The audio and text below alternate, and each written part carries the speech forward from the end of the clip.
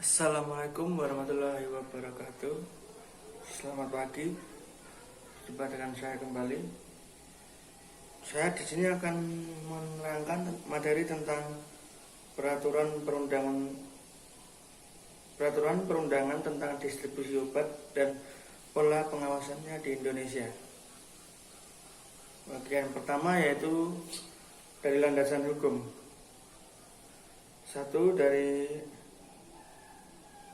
ST 1949 nomor 419 tentang ordonansi obat keras. Yang kedua, Undang-Undang Republik Indonesia nomor 36 tahun 2009 tentang kesehatan.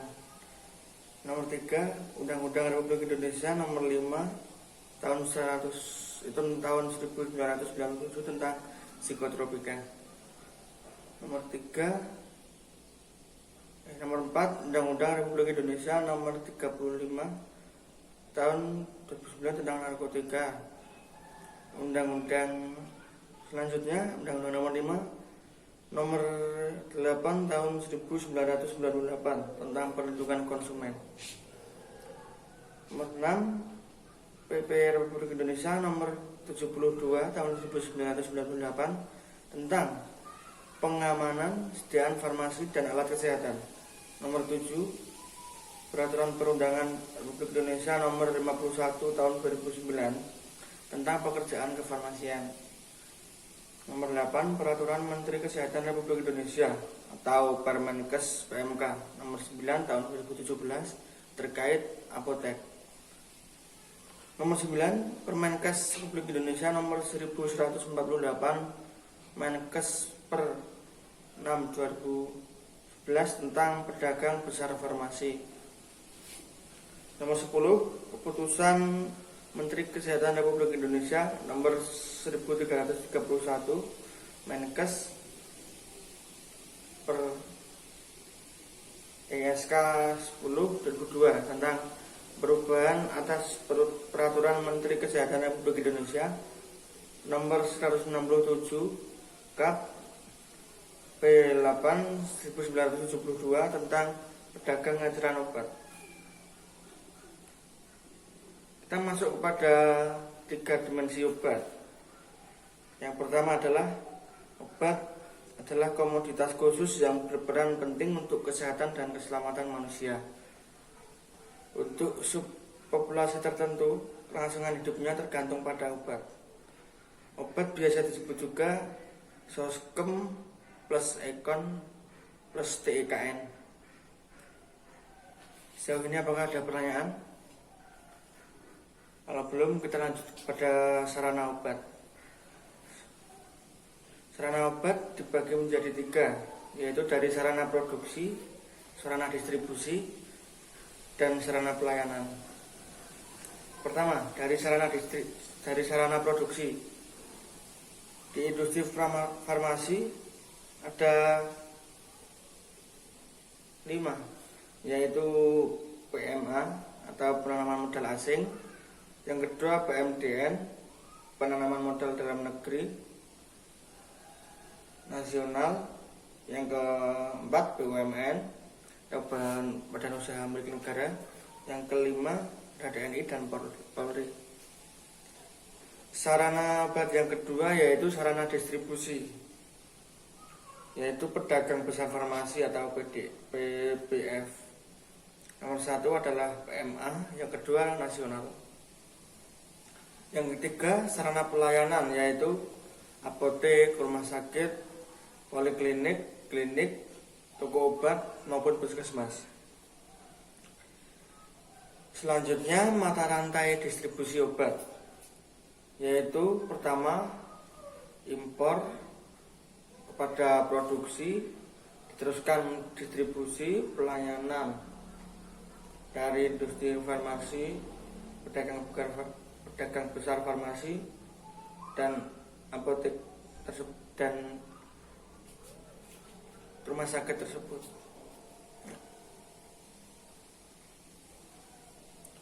Jalur distribusi obat, yaitu dari garis besar industri farmasi dipecah menjadi 5, yaitu PPF atau distributor, PPF lain, apotek, rumah sakit dengan instalasi farmasi, toko obat berizin, dan semua itu akan kembalinya ke klinik atau rumah sakit tanpa apoteker. Sejauh ini ada pertanyaan? Jika belum, lanjut kepada penyaluran narkotika. Penyaluran narkotika pada awalnya dari industri farmasi, dan itu disebarkan ke ULS atau Unit Logistik Sentral Kimia Farma, turun kepada PPF Kimia Farma, dan diedarkan oleh PPF Kimia Farma lain, apotek, rumah sakit, maupun sarana pelayanan pemerintah, puskesmas, dan lain-lain. Dan lanjut kepada penyaluran psikotropika. Hampir sama seperti penyaluran narkotika, yaitu dari industri besar farmasi turun ke PPF, turun lagi ke PPF lain, apotek, rumah sakit, dan sarana pelayanan pemerintah dan lainnya. Apakah ada pertanyaan? Jika belum, lanjut ke cara distribusi obat yang baik.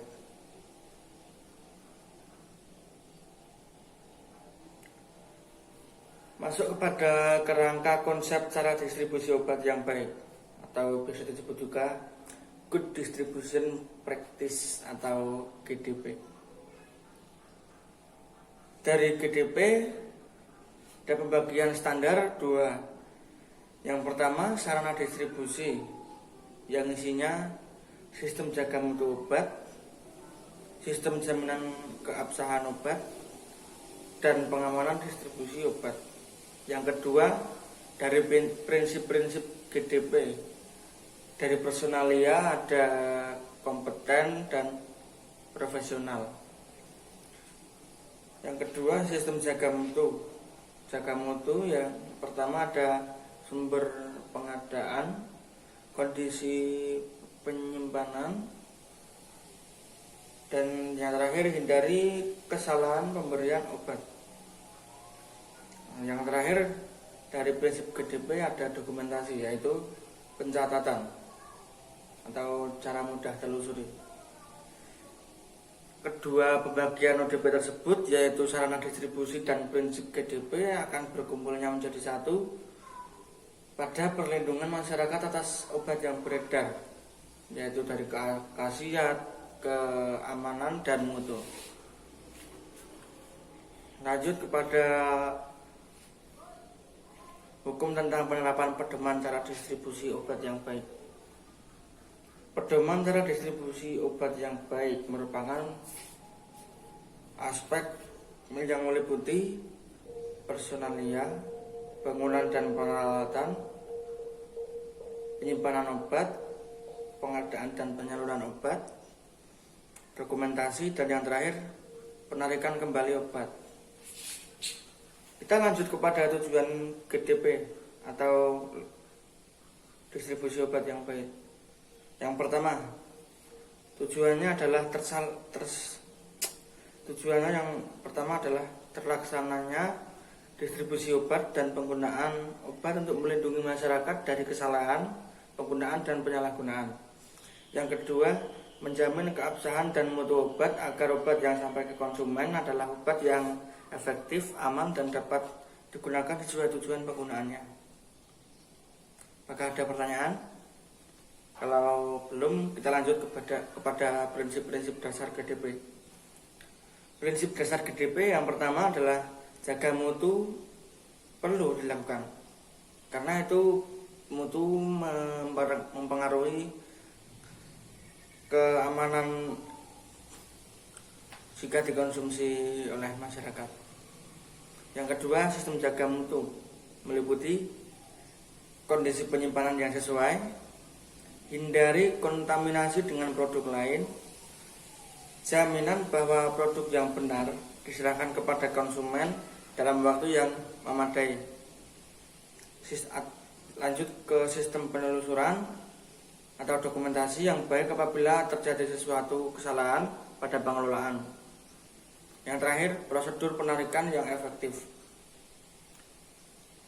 Itu prinsip-prinsip dasar GDP. Selanjutnya, beberapa aspek yang perlu diperhatikan untuk mencapai tujuan GDP atau distribusi obat yang baik. Yang pertama, personalia. Di dalamnya adalah memiliki pengetahuan, keterampilan, dan kemampuan, atau bisa saja profesional.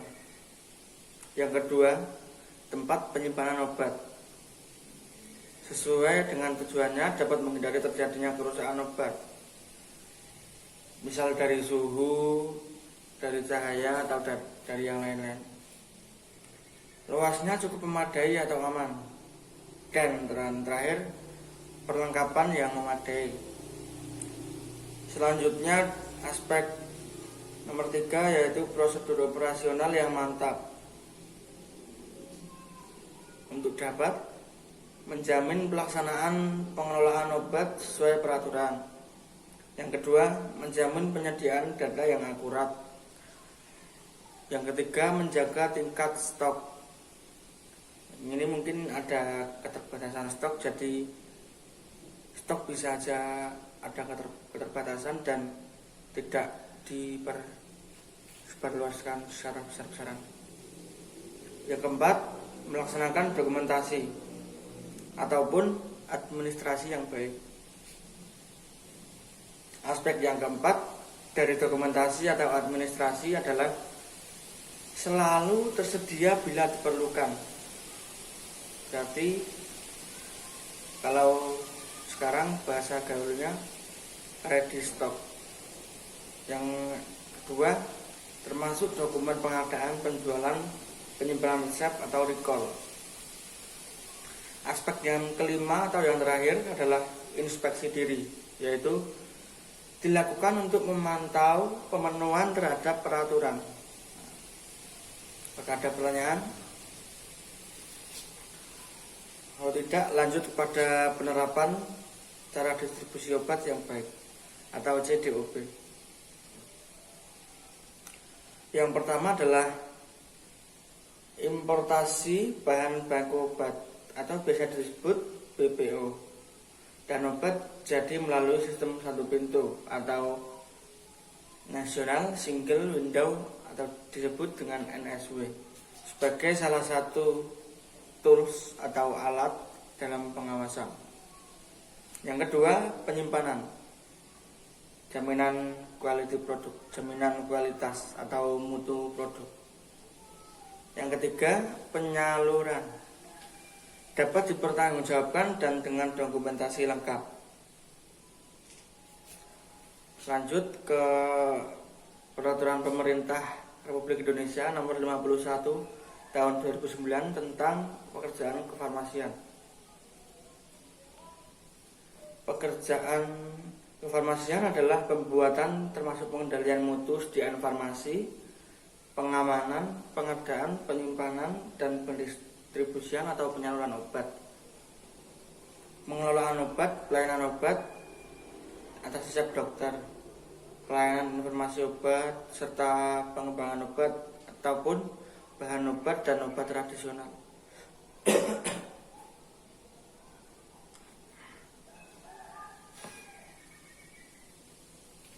Apakah ada pertanyaan? Kalau tidak, kita masuk kepada bangunan dan peralatan.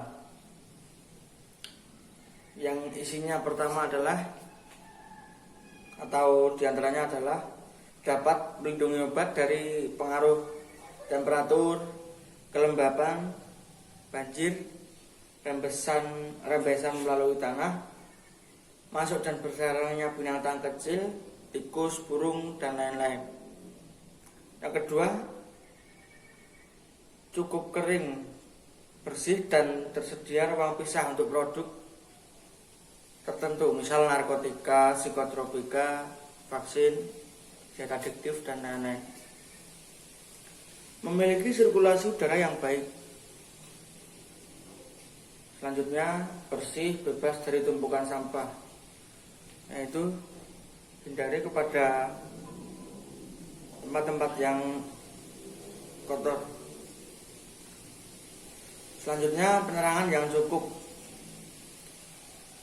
Lanjut lagi, alat monitor untuk yang memerlukan kondisi penyimpanan khusus A.L, vaksin. Itu alat monitor harus dikalibrasi atau diuji ulang secara klinis dengan baik. Wadah bersih dan kering, bebas dari kotoran. Selanjutnya, protap sanitasi jelas frekuensi dan metode yang digunakan, yaitu terhindar dari kontaminasi. Peralatan untuk provider perlu bersih dan pemeliharaan khusus. Lanjut kita masuk ke dalam pengadaan. Pengadaan meliputi kegiatan pemesanan, penerimaan, dan penyimpanan. Apoteker berkewajiban menyediakan, menyimpan, dan menyerahkan sediaan farmasi yang bermutu baik dan keabsahannya terjamin. Karena jika barang tersebut berkualitas yang buruk, akan berpengaruh terhadap apotek dan yang lain. Pemesanan yang pertama dari sumber yang dapat dipertanggungjawabkan berdasarkan ketentuan perundang-undangan. Yang kedua, SP dibuat secara tertulis minimal 2 rangkap. Yang ketiga, menggunakan belangko SP diberi nomor secara berurutan. Nomor dicetak dengan baik, jelas dan rapi. Yang keempat, untuk pemesanan narkotika dan psikotropika menggunakan form SP khusus, karena barang tersebut tidak bisa diperluas dengan besar-besaran atau aura-aura. Itu sesuai prosedur tertentu. Yang kelima, apabila SP tidak dapat digunakan atau batal, maka SP tetap harus diarsipkan dengan diberi tanda pembatalan yang jelas dan yang lainnya.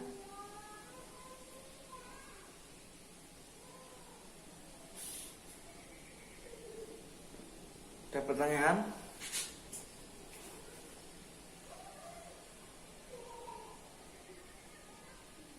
Kita masuk kepada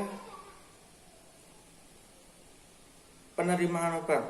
Perlu dilakukan pemeriksaan atas fisik dan mutu obat pada waktu obat diterima.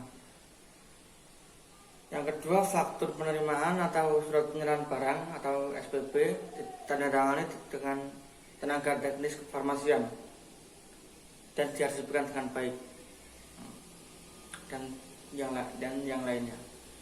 Kita masuk pada penyimpanan obat. Pada umumnya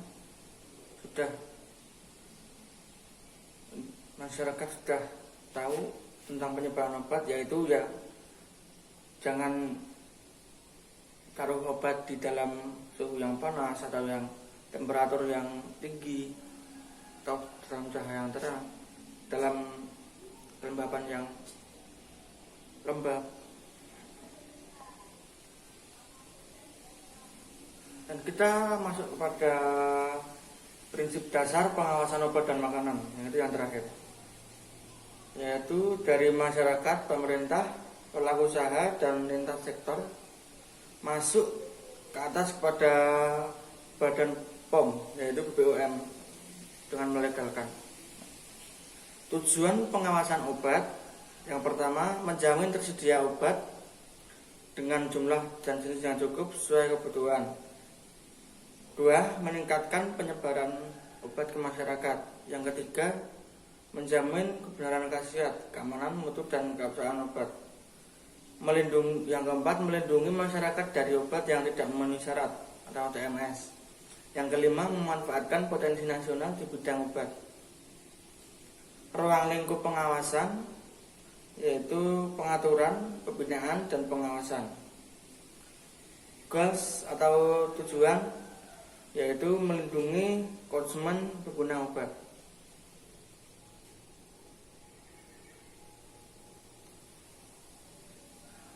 Masuk kepada sistem pengawasan penerapan CDOB dengan prinsip kemitraan. Di dalam kemitraan ada 3, yaitu Badan POM atau BPOM, Depkes atau Departemen Kesehatan, dan yang ketiga yaitu Pemda, pemerintah daerah, dinas provinsi, kabupaten, kota. Yang ketiga yang tersebut mengandung perizinan, pengawasan, pembinaan, dan penerapan sanksi. Apa yang ada yang mau ditanyakan? Kalau belum, kita lanjut kepada sistem pengawasan penerapan CDOB dan dengan prinsip kemitraan. Pengawasan sarana distribusi dan sarana pelayanan melalui audit komprehensif dengan melibatkan inspektur nasional. Pemberian sanksi sesuai bobot pelanggaran untuk menimbulkan efek jerah, dan penerapan sanksi secara terkoordinasi dengan Depkes dan Pemda. Apakah ada pertanyaan?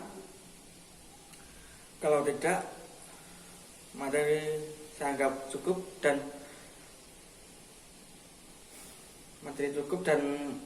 ada kurang lebihnya mohon maaf. Saya Rizky Kurniawan. Jumpa dalam lain hari. Wassalamualaikum warahmatullahi wabarakatuh.